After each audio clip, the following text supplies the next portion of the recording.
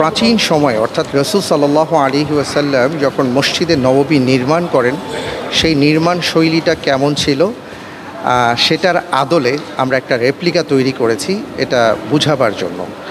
এবং আপনারা দেখেছেন যে প্রাচীন সময়ে মসজিদে নববীর ইতিহাস যেটা বলে যে 1030 মিটারের মতন ছিল দৈর্ঘ্য প্রস্থ মিলিয়ে, এবং সেখানে খেজুর গাছের কাণ্ড দিয়ে কলাম তৈরি করা হয়েছিল এবং পাশাপাশি ছাদ তৈরি করা হয়েছিল খেজুর গাছের পাতা দিয়ে, এবং সেই সাথে দেয়াল যেটা ছিল সেটা হলো মাটি মিশ্রিত পাথর। তা আমরা সেইভাবেই উপস্থাপন করবার চেষ্টা করেছি যাতে করে আমরা উপলব্ধি করতে পারি যে প্রাচীন মসজিদে নববীটা কেমন ছিল। দ্বিতীয় বিষয়টা হলো আমরা এখানে একটা মিম্বর স্থাপন করেছি, যে মিম্বরের ইতিহাস হলো যে রাসূল সাল্লাল্লাহু আলাইহি ওয়াসাল্লাম মসজিদে নববী নির্মাণ করার পরপরই তিনি মিম্বরের উপর দাঁড়িয়ে কথা বলেননি, তিনি মূলত খেজুর গাছের সাথে অনেক সময় হেলান দিয়ে কথা বলেছেন। পরবর্তীতে একজন নারী সাহাবা তিনি একটা মিম্বর বানিয়ে দেন এবং তখন তিনি সেই মিম্বরে দাঁড়িয়ে কথা বলতেন। তো এই ইতিহাসটাকে সামনে রেখে আমরা একটা মিম্বর প্রতিস্থাপন করেছি, এবং রাসূল সাল্লাল্লাহু আলাইহি ওয়াসাল্লাম যখন কথা বলতেন তার হাতে একটা লাঠি থাকতো, এবং সেটাকে আর কি সামনে রেখে আমরা একটা লাঠিও আপনারা দেখতে পাচ্ছেন যে সেটা আছে। আর বিশেষ করে আমরা যেটা বলতে চাই যে ঐতিহাসিকভাবে মসজিদে নববীতে কিছু উস্তানা ছিল। উস্তানা মানে হলো কলাম, এবং এক একটা কলামের এক একটা ইতিহাস আছে। অর্থাৎ রাসূল সাল্লাল্লাহু আলাইহি ওয়াসাল্লাম এক একটা কলামকে রেখেছিলেন এক একটা দায়িত্বের জন্য। যেমন বাইরে থেকে কেউ যদি বিদেশি দূত কেউ আসতেন আল্লাহর নবীর সাথে কথা বলতে, রাসূল সাল্লাল্লাহু আলাইহি ওয়াসাল্লাম একটা কলামে বসতেন বা তাদেরকে বসতে দিতেন। আবার বিচার বিশ্লেষণ করার জন্য আরেকটা কলাম ছিল, সেখানে তিনি বসতেন। আবার কোনো সাহাবার কোনো জিজ্ঞাসা থাকলে তিনি আরেকটা কলামে সেখানে গিয়ে বসতেন।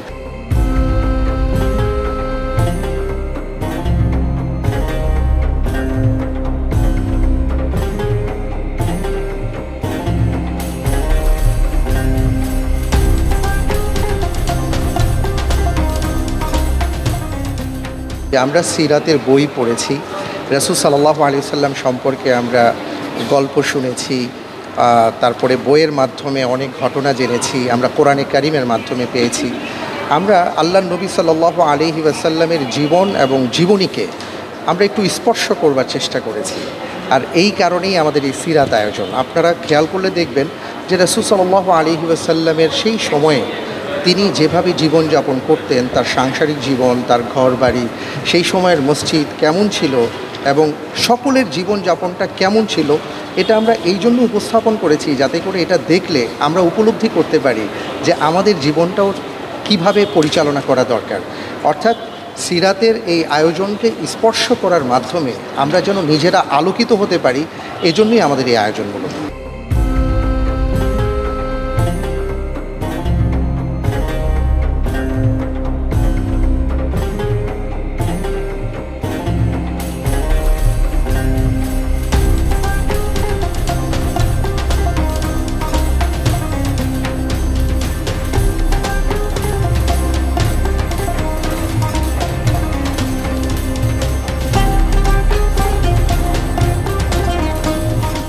এই ঘরটি রাসূল সাল্লাল্লাহু আলাইহি ওয়াসাল্লাম মা আয়েশা রাদিয়াল্লাহু তাআলা আনহার জন্য যেই ঘর নির্মাণ করেছিলেন তারই একটা প্রতিচ্ছবি, একটা প্রতিকৃতি বা একটা রেপ্লিকা। এবং সেই ঘরে কি কি ছিল সেটা আমরা ইতিহাসের পাতা থেকে, সিরাত গ্রন্থ থেকে যা পেয়েছি সেটা উপস্থাপন করবার চেষ্টা করেছি। আপনারা দেখতে পাচ্ছেন যে একটা ছোট ঘর, যেটা হাদিসের মধ্যে আসছে, আমরা যদি স্বাভাবিক হিসাব করি যে 10 হাত বাই 8 হাতের মতন।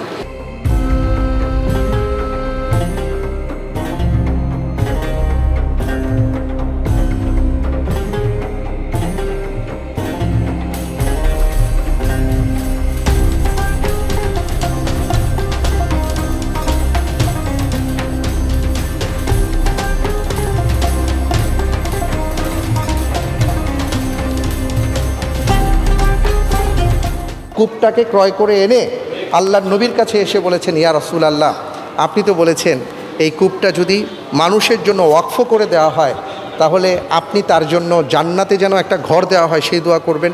আল্লাহর নবী বলেছেন হ্যাঁ।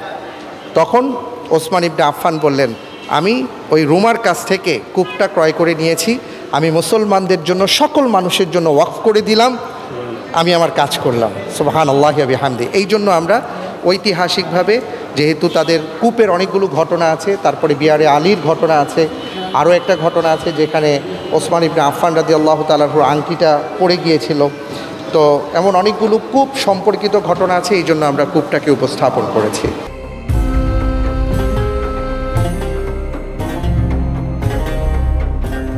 দেখছি নবীজি মুহাম্মদ সাল্লাল্লাহু আলাইহি ওয়াসাল্লামের বাড়ি, পরে ফাতেমা রাদিয়াল্লাহু তাআলা আনহার বাড়ি, পরে হলো যে উম্মুল মুমিনদের বাড়ি দেখলাম, সব মোটামুটি ভালোই। এখানে আসার পর দেখেছি নবী সাল্লাল্লাহু আলাইহি ওয়াসাল্লামের বাড়ি, ফাতেমা রাদিয়াল্লাহু তাআলা আনহার বাড়ি এবং উম্মুল মুমিনদের বাড়ি। সিরিডিয়ান এটা বিষয় আমার কাছে সবচেয়ে বেশি ভালো লেগেছে। এখানে হচ্ছে রাসূল সাল্লাল্লাহু আলাইহি ওয়াসাল্লামের পছন্দের যেই খাবারগুলো বা রাসূল সাল্লাল্লাহু আলাইহি ওয়াসাল্লাম যে ধরনের খাবার খেতেন বা খেতে বলেছেন, আর হাদিসের রেফারেন্সে যে ধরনের খাবারগুলো আসছে, কোরআনে যেই ধরনের খাবারের কথাগুলো বারবার বলার চেষ্টা করে বলা হয়েছে, এই ধরনের খাবারের আমরা একটা আয়োজন করেছি। এটা হচ্ছে মাদল নামে একটা প্রতিষ্ঠান। আমাদের প্রতিষ্ঠানটা হচ্ছে স্কয়ার হসপিটালের পাশেই। এখানে হচ্ছে মাদল খাবারঘর, মাদল শস্য ভাণ্ডার, মাদল লাইফস্টাইল, এই 3 প্রতিষ্ঠানের সমন্বয়ে আয়োজন এই রাসূল সাল্লাল্লাহু আলাইহি ওয়াসাল্লামের পছন্দের খাবারগুলো। এখানে বিভিন্ন ধরনের খাবার আছে, আমরা একটু খাবারগুলো দেখাই। এখানে হচ্ছে পানি আছে, রাসূল সাল্লাল্লাহু আলাইহি ওয়াসাল্লাম পানি খেতেন এবং রেফারেন্স সহকারে দেওয়া আছে এটা কোন সূরার মাধ্যমে আসছে। এখানে লাউ রাসূল সাল্লাল্লাহু আলাইহি ওয়াসাল্লামের অনেক পছন্দের একটা খাবার ছিলেন, লাউ দেখতে পাচ্ছি, শশা দেখতে পাচ্ছি, শশা খেতেন রাসূল সাল্লাল্লাহু আলাইহি ওয়াসাল্লাম। তরমুজের কথা আসছে, এখানে তরমুজ দেখতে পাচ্ছি। এখানে গাজর আছে, গাজরের কথা আসছে হাদিসে। মিষ্টি কুমড়ার কথা আসছে, কলা আসছে, আদা আমরা জানি যে অনেক ঔষধের গুণাগুণ আছে আদাতে, আদার কথা আসছে। আর খেজুর তো খুব প্রিয় একটা খাবার, খেজুর আসছে, 3 ধরনের খেজুর আছে এখানে। আঙ্গুরের কথা আসছে, আনারের কথা আসছে, কালোজিরাও মহা ঔষধ নামে পরিচিত, কালোজিরার কথা আসছে হাদিসে। তিন জাইতুন, এই 3 ফল বা ডুমুর ফল নামে যেটা পরিচিত এটা আসছে। মসুরের ডাল পাচ্ছেন। এখানে কিশমিশ আছে, কিশমিশের কথা আসছে হাদিসে। আখরুট আছে, এখানে জব প্লাস জবের ছাতু দুটাই আছে। জবের ছাতুটাও তখন হালুয়া বা বিভিন্নভাবে খাওয়া হতো। লবণের কথা আসছে, লবণ আসছে এখানে। সামুদ্রিক মাছ, একটা ঘটনা আছে যে সাহাবী আজমাইনরা একটা বড় মাছ পেলেন, তো তারপর ওনারা খেলেন, মাছটাকে নিয়ে আসলেন, অনেক দিন সংরক্ষণ করেও খেয়েছেন, এরকম একটা হাদিস আছে। এখান থেকে সামুদ্রিক মাছ এখানে রাখা হয়েছে। মোরগের গোশত খেতেন লাউ দিয়ে, এটা খুব অনেক পছন্দের একটা খাবার ছিলেন রাসূল সাল্লাল্লাহু আলাইহি ওয়াসাল্লামের, এখানে দেখানো হয়েছে। এখানে পনির আছে, গম আছে, গমের রুটি আছে। তারপর পায়া খেতেন রাসূল সাল্লাল্লাহু আলাইহি ওয়াসাল্লাম, এখানে খাসির পায়া দেখানো হয়েছে। পাখির গোশত পছন্দের ছিলেন, পাখির গোশত খেতেন। তারপর সারিদটা হচ্ছে রাসূল সাল্লাল্লাহু আলাইহি ওয়াসাল্লামের অনেক পছন্দের একটা খাবার, এটা উনি অনেক মজা করে খেতেন। এটা হচ্ছে গোশতের ঝোলে ভেজানো রুটি। এখানে ঘি আছে, জয়তুনের তেল আছে, জয়তুন আছে, মাখন আছে, তারপর সিরকা আছে বা ভিনেগার যেটা, এটা রাসূল সাল্লাল্লাহু আলাইহি ওয়াসাল্লাম খেতেন। এখানে মধু আছে, মধু আর বিভিন্ন রেফারেন্সও দেওয়া আছে এগুলোতে, হাদিস অনুযায়ী বা বিভিন্ন আয়াতের রেফারেন্স দেওয়া আছে। মাশরুম আছে এখানে, নাবিদ আছে, নাবিদটা হচ্ছে খেজুর দিয়ে তৈরি এক ধরনের জুস বা শরবত, এটা খেতেন রাসূল সাল্লাল্লাহু আলাইহি ওয়াসাল্লাম। তালবিনা আছে, তালবিনাটা হচ্ছে কেউ মারা গেলে বা কারো মন খারাপ থাকলে এটা শোক কাটানো বা মনকে ভালো করার জন্য এক ধরনের খাবার তৈরি করতেন। এটা অনেকটা পায়েস টাইপের বা হালুয়া টাইপের একটা খাবার। এখানে দুধ আছে।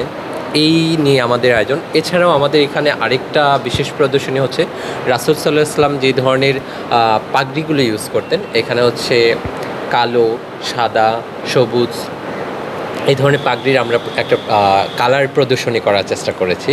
এখানে মেসওয়াক আছে, সুরমা আছে, এই নিয়ে আমাদের আয়োজন। রাসূল সাল্লাল্লাহু আলাইহি ওয়াসাল্লামের পছন্দের খাবার বা রাসূল সাল্লাল্লাহু আলাইহি ওয়াসাল্লামের প্রিয় খাবারগুলো এখানে বা অন্যান্য জায়গাতে আমরা এই আয়োজনটা করে থাকি। বরাবরের মতো এবারও করতে পেরে আমাদের বরাবরই আলহামদুলিল্লাহ খুবই ভালো লাগে, যার ফলে আমরা এই আয়োজনের সাথে যুক্ত। বা আমাদের প্রতিষ্ঠানের অনার হচ্ছে মাসুমা খাতুন শাম্মী, ওনার একান্ত থেকেই এই প্রতিষ্ঠানটাকে এই পর্যন্ত দাঁড়া করানো। আর উনিও ইসলামিক চিন্তাভাবনার মন মানসিকতার মানুষ, যার ফলে এত বড় আয়োজন।